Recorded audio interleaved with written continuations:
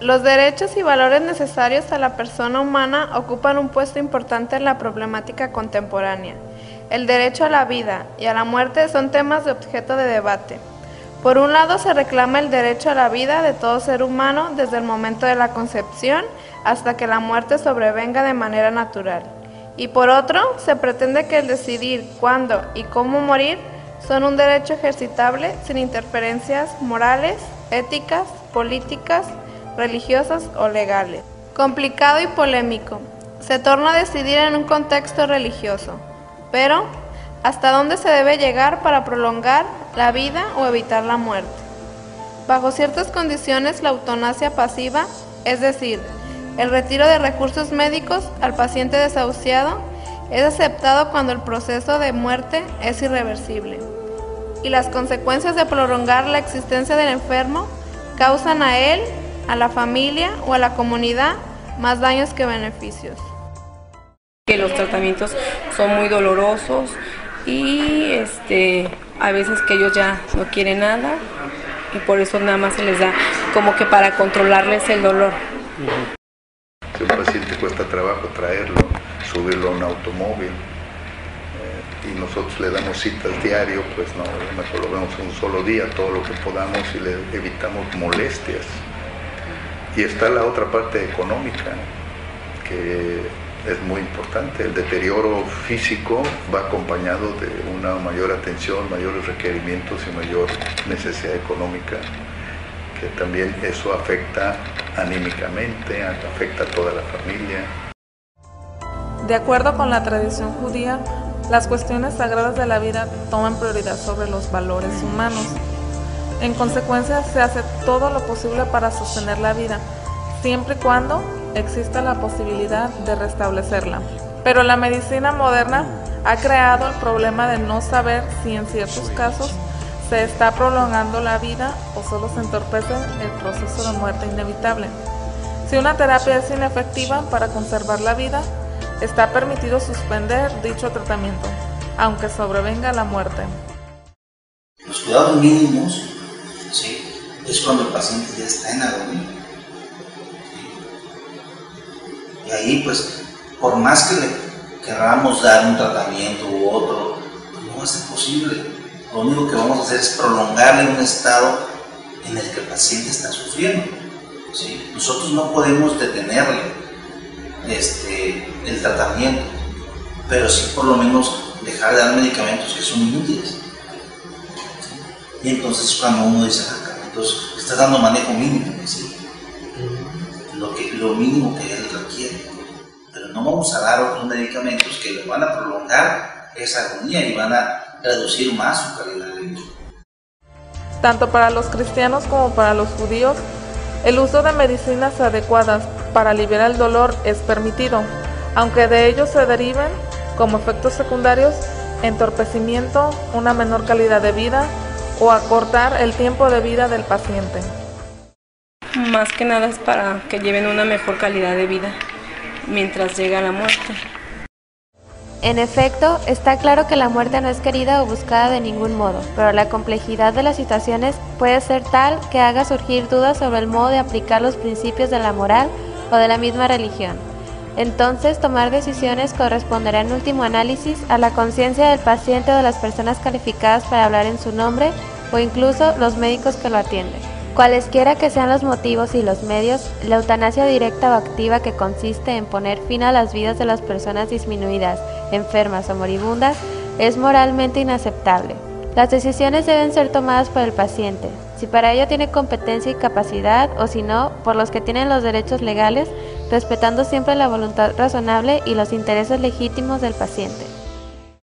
Lo que le vayamos a hacer no le vamos a resolver. Hay gente que dice, no, pues háganle lo que tengan que hacerle. Háganle. Pues es que lo que le estamos haciendo es lo que estamos, es lo que debemos hacerle. Sin embargo, no está respondiendo, ¿sí? Entonces, sí hay familia. Desgraciadamente, ahí entran en juego otros factores. Entonces, muchas veces uno tiene que platicar con ellos, acercarse y no insistirles en que debemos de darles solo cuidados paliativos, sino informarles que realmente le estamos dando una mala calidad de vida al paciente, o la decisión que ellos están tomando. ¿Sí? Porque muchas veces llegan pacientes que tienen muchas enfermedades y tienen una enfermedad, un cáncer, en una etapa terminal. ¿Sí? Y llegan a una fase preagónica que ya no pueden respirar. Y el familiar se aferra a eso, quieren que le intuben, que pongamos un tubo para respirar. Nuestra función es esa, es informarles que eso es lo que ocupa para poder respirar, pero que de acuerdo a sus características, de acuerdo al problema que tiene, no lo va a superar. Y cualquier persona que le pongas un tubo le va a doler. Cualquier persona que le pongas medicamentos agresivos por la vena le va a doler. ¿Sí? Entonces, es cuando uno les entienda que esto va a provocar mayor dolor a su familia. Muchas veces no lo entienden. Entonces, nuestra función es continuar con el tratamiento. Nosotros no podemos negar el tratamiento. ¿Sí? Entonces lo damos. Pero desgraciadamente nos estamos volviendo cómplices de prolongar una agonía y un dolor muy pesado. Derivado de lo anterior, la existencia de una legislación en este sentido y la importancia de contar con un documento en el que está claramente expuesta la voluntad sobre los tratamientos que desearían recibir, así como los que rechazarían. Pero no existe un documento en donde diga qué hacer en caso de que se pongan malos, o qué hacer con su cuerpo, o qué hacer si pierden la posibilidad de tener vida de relación, o hasta dónde llegar. Yo no quiero que me hagan esto, si quiero que me hagan lo otro. De eso no hay. Esta necesidad se ha extendido en diferentes países porque responde al interés de respaldar el derecho del paciente a ejercer su autonomía. Pero el paciente terminal tiene la oportunidad de que se le diga y tiene la oportunidad de decidir. O sea, es mi vida al fin y al cabo. O sea, mi sufrimiento es mío, propio. Ok, lo está sufriendo el entorno, mi familia, pero ellos no están sufriendo mi dolor, ¿verdad? Están acompañándome en mi dolor. A lo mejor sí están sufriendo que yo estoy sufriendo, pero el dolor yo lo traigo, ¿verdad? Y ya no tengo oportunidad de vivir con calidad, ¿verdad? Entonces, ¿qué nos interesa? ¿Vivir o vivir con calidad? Yo creo que todos nos gustaría vivir con calidad. Oye, yo te estoy ofreciendo un tratamiento porque quiero que te mejores, ¿verdad? Quiero que tengas tu calidad de vida. Cuando ya es imposible eso, bueno, al mismo paciente se le explica y el paciente decide. Tomando como ejemplo a la Unión Americana, que ha legislado acerca de los testamentos vitales, los cuales consisten en expresar la voluntad anticipada de una persona respecto a la forma que desea ser médicamente asistido, en caso de no poder hacerlo en el momento oportuno por haber caído en estado de incapacidad. Y yo tuve la experiencia además con una norteamericana que me trajo a su esposo, y ellos tenían firmado un acuerdo ante notario en donde uno se comprometía o le daba el poder al otro para ciertas cosas, entre ellas que si no tenía la conciencia, qué hacer. Entonces, tener a alguien en quien confío y le doy el poder si es que yo ya no estoy en condiciones de decidir, me hace un punto interesante, ¿no? Generalmente se trata de instrucciones acerca de suspender cualquier tratamiento diseñado para prolongarle la vida cuando el proceso de muerte es irreversible. Pero cuando está bien, o sea, que veamos que eso quiere, pues se respeta la voluntad, aunque así haya un familiar que se oponga. En México, el 7 de enero del 2008, se publicó en la Gaceta Oficial del Distrito Federal la Ley de Voluntad Anticipada, la cual crea un documento por el que una persona o sus familiares manifiestan su voluntad acerca de las atenciones médicas que desearía recibir o no en su caso de padecer una enfermedad irreversible y encontrarse incapacitado para expresarse por sí mismo. He visto a lo largo de 30 años, más de 30 años en oncología, pacientes que buscan el que se les cede, se les duerma de manera definitiva, o sea que no se vuelven a despertar. Son pacientes generalmente que están en una etapa terminal que tienen mucho dolor, que han perdido demasiado peso y cuyo tratamiento oncológico ya desde hace tiempo ya no está propuesto, que no pueden comer, que su vida es realmente muchas veces miserable. Entonces ellos piden que una sedación que significa para el paciente dejar de sufrir. Yo pienso que le faltan leyes ahí, ¿no? Le falta más protección legal a los ancianos. Los ancianos es un rubro, fíjense bien. Este país está lleno de protección a los niños, protección a las mujeres, aunque a veces no se hacen, ¿verdad? Pero la ley que sí existe, ¿sí me explico? Sí. Y me dejaron hasta el último, los ancianos. No, los ancianos. Y hasta muchas veces, ¿qué hacen? Vas a un hospital con ancianos.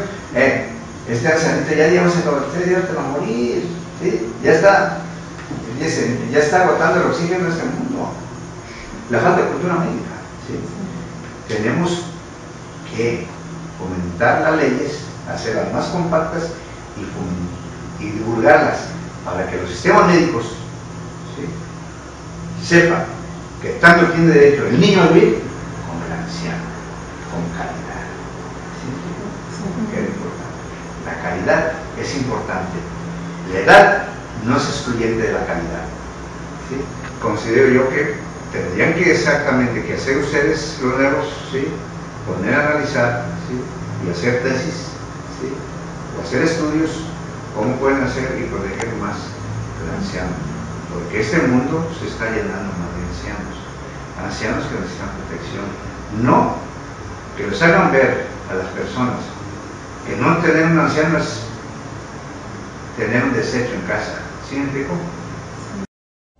Pero no hay que olvidar que en nuestro país está penada la eutanasia y el auxilio que se preste a un suicida, por lo que entre las decisiones del enfermo o de sus tratamientos no debe incluirse la orden o el consentimiento para que sea privado de la vida. Ni el médico debe tomar esas decisiones por su propia iniciativa, pues incurriría en caso de privación ilegal de la vida, donde el consentimiento del interesado no lo libra del dolo. Pero a lo largo de 30 años yo he tenido 20 o 30 casos así, y yo para mí mismo me gustaría tener esa opción. La Ley de Voluntad Anticipada para el Estado de Colima tiene por objeto establecer, regular las normas, requisitos y formas de realización de la voluntad de cualquier persona con capacidad de ejercicio, respecto a la manifestación libre, consciente e informada para someterse a cuidados paliativos en sustitución de los tratamientos curativos, y proporcionar una mejor calidad de vida en el supuesto caso que el paciente caiga en incapacidad y no pueda consentirse por sí mismo. En Jalisco se maneja lo del consentimiento informado, donde él plasma y dice: no quiero ni cirugía, ni quimioterapia, ni nada, simplemente quiero mi control del dolor y sedación para morir en paz. Así como conceder y garantizar el derecho a los familiares de la persona que suscriba el documento de voluntad anticipada para recibir, cuando lo requieran, los cuidados paliativos necesarios en el proceso final de vida del paciente. Pero en general eso le trae mucha paz, tanto al paciente, sobre todo al paciente, como a los familiares, que ver sufrir a un papá, una mamá, un hermano, con el dolor, que no puede hablar de nada más que del dolor que tiene, pues es muy fuerte. Proteger en todo momento su dignidad, autonomía y autodeterminación de los pacientes en etapa terminal, cuando por razones médicas, fortuitas o de fuerza mayor, sea imposible mantener su vida de manera natural. En general, garantizar todos y cada uno de los derechos de los enfermos en etapa terminal conforme a la Ley General de Salud, sin olvidar que esta ley no autoriza la práctica de la eutanasia en ninguna de sus formas.